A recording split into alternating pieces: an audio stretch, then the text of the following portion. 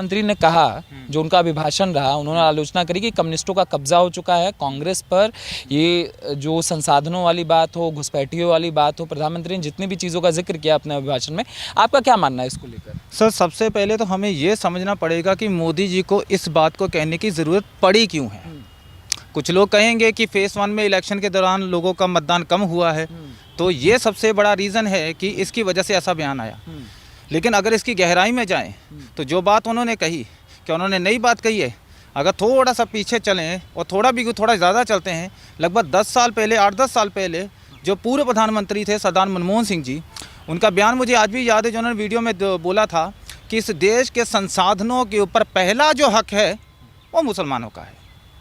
तो मैं यही समझना चाहता हूँ, मुझे कोई दिक्कत नहीं है, लेकिन मुझे थोड़ा उसका एक फैक्ट जानना, उसका रीज़न क्या है। ये बात जो आप किस आधार के ऊपर कह रहे हो, इसका बेस क्या है?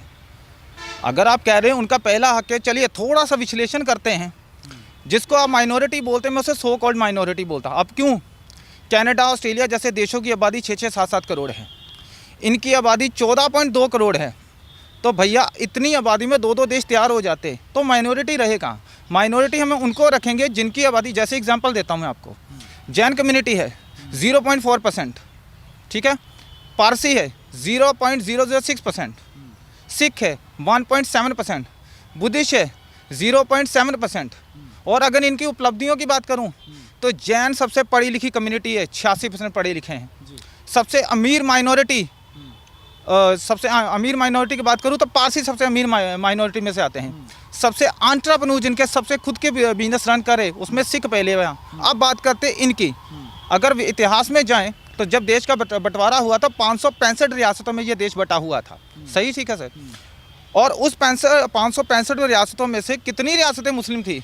हैदराबाद, जूनागढ़, श्रीनगर, मैसूर, भोपाल, अगर पटियाला की छोड़ दूँ तो सिख रियासत भी नहीं थी।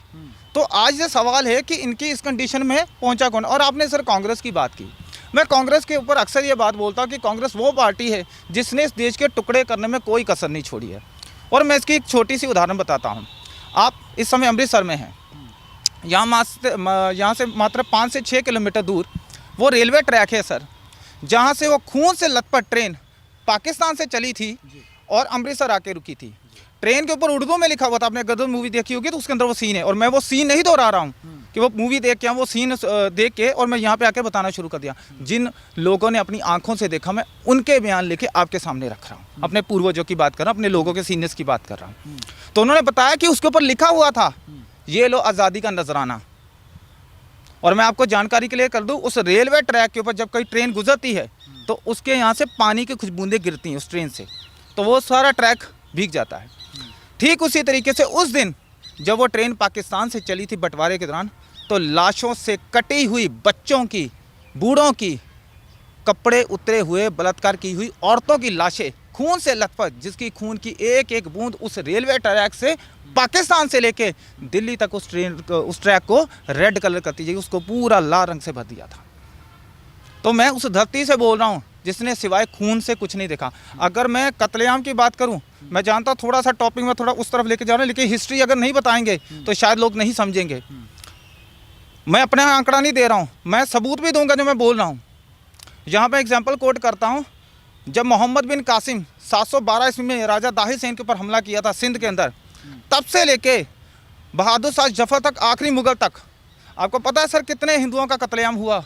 लगभग 9 करोड़ हिंदुओं का। 1200 सालों में 9 करोड़ हिंदुओं का कत्लेआम किया गया। अगर इसे मैं 1 साल के हिसाब से बांटूं तो हर साल 75,000 हिंदू मारे गए। अगर इसे मैं महीने के हिसाब से बांटूं तो 6,250 हिंदू हर महीने मारे गए। इसे अगर एक दिन में बांटूं तो 208 हिंदू हर रोज़ मारे गए। तो सर 1200 साल, हर साल में 12 महीने और हर महीने में 30 दिन और हर दिन में 208 हिंदुओं का कत्लेआम हो रहा था। इतना खून बहाया था। मैं तो उस धरती से बोल रहा हूँ जहाँ से मोहम्मद बिन कासिम ने अटैक शुरू किया था और अंग्रेज़ों तक हमने सिवाय कत्लेआम के कुछ नहीं देखा इस धरती पे। और जिसकी माइनॉरिटी की बात कर रहे हैं, कोई प्रॉब्लम नहीं है सर, लेकिन आपको एक उदाहरण और देता हूँ।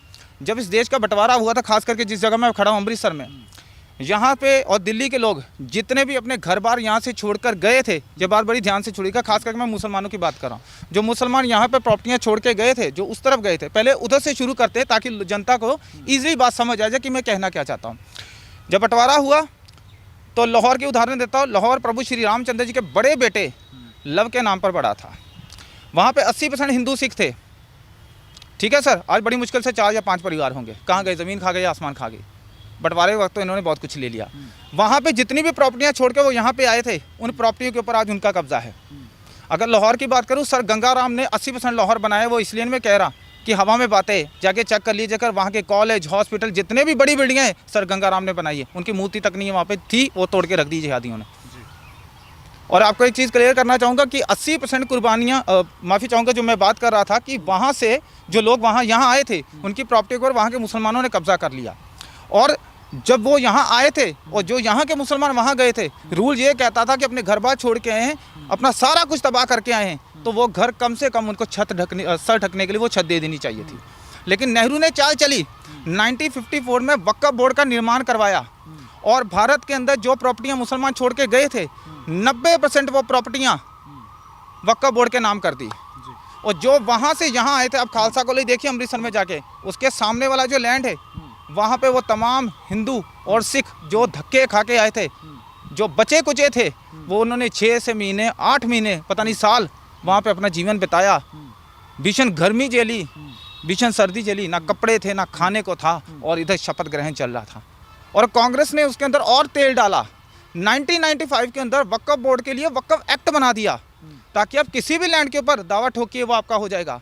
और 2013 जाते जाते सरदार मनमोहन सिंह की सरकार जब गई तो उनको अनलिमिटेड पावर दे दी, ताकि आप किसी भी लैंड के ऊपर दावा ठोक दिए। और सबसे शर्म की बात देखिए, अगर कोई वक्फ बोर्ड वाला आपकी प्रॉपर्टी के ऊपर दावा ठोकता है तो आप कोर्ट नहीं जा सकते हो, और जिसके यहाँ जाना है उसका जज भी उस कम्युनिटी से होगा, वकील भी उस कम्युनिटी से होगा, कार्रवाई करने वाले भी सारी उस कम्युनिटी से होंगे। तो बताइए सर क्या है ये, किसने किया? ये कांग्रेस ने किया।